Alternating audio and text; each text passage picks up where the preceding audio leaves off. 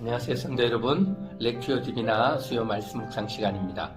이번 주에는 사무엘상 16장 10절부터 13절까지의 말씀을 묵상하게 됩니다.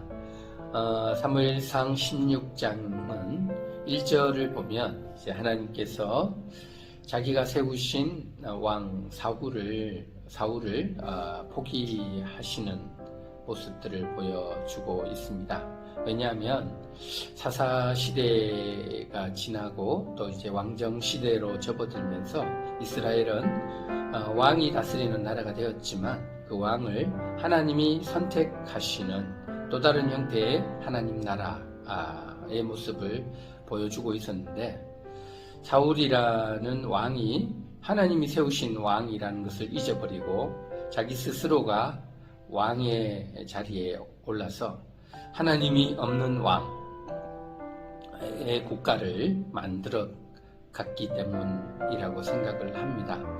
하나님은 우리를 왕같은 제사장으로 세우셨죠.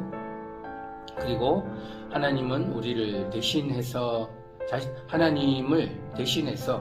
하나님의 뜻을 이루어가고 하나님의 원하시는 바를 이루어 가도록 그렇게 사용하시는 분이십니다. 근데 우리는 때때로 하나님이 우리에게 사명을 주시고 또 우리에게 하나님이 원하시는 뭔가를 이루도록 그렇게 동력을 요청하신다는 사실을 잊어버리는 경우들이 많은 것 같습니다. 그래서 우리는 자기 스스로가 왕이 되려고 하고 자기의 뜻을 이루려고 하는 우를 범하게 됩니다. 지금 사울이 왕의 자리에서 이렇게 버려지게 되는 이유는 자기 스스로 왕이 되려고 했기 때문이라고 생각을 합니다.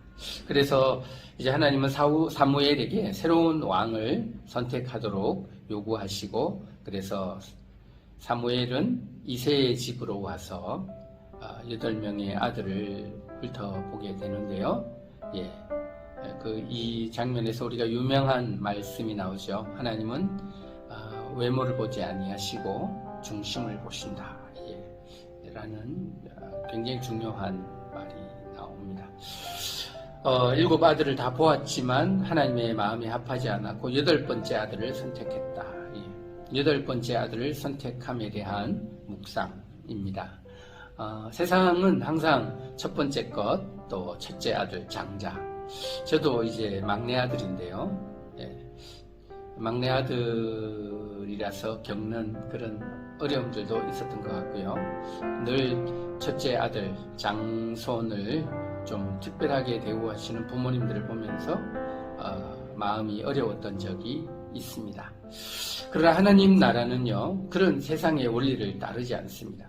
우리는 그런 기대를 가지고 세상을 살아가고 하나님의 뜻을 이루어 가려고 해서는 안 된다는 사실입니다. 성경은 의도적으로 첫 번째 아들이 아닌 두 번째 아들이나 막내 아들을 의도적으로 선택하시는 경우들을 많이 봅니다.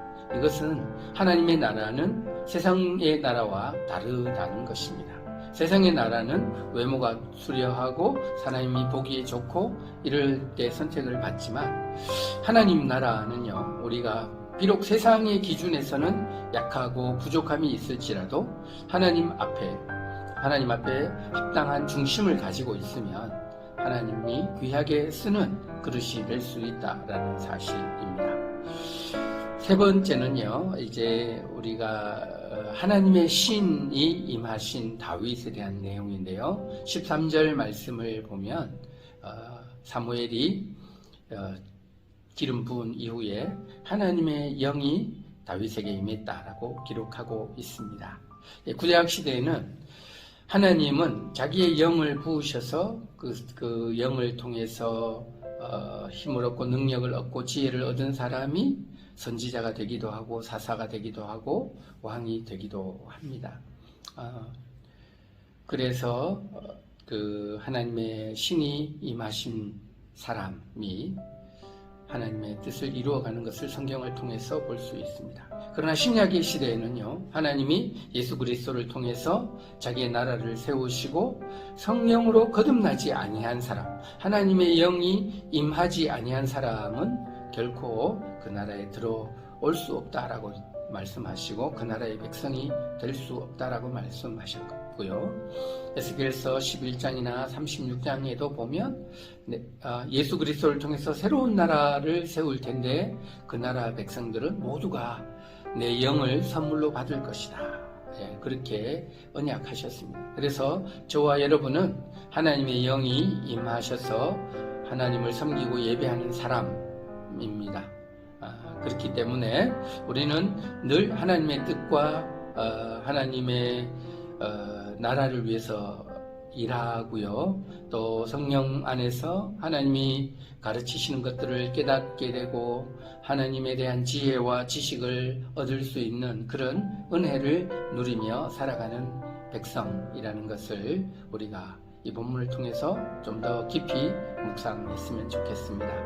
오늘 본문은요, 하나님의 영이 하나님의 사람을 어떻게 세워가는지, 또 하나님의 영이 떠남으로 이 하나님의 영이 떠난 사람의 삶은 얼마나 자기중심적이고 또 다른 사람에 대해서 폭력적인지 이런 모습들을 동시에 묵상할 수 있다고 생각을 합니다.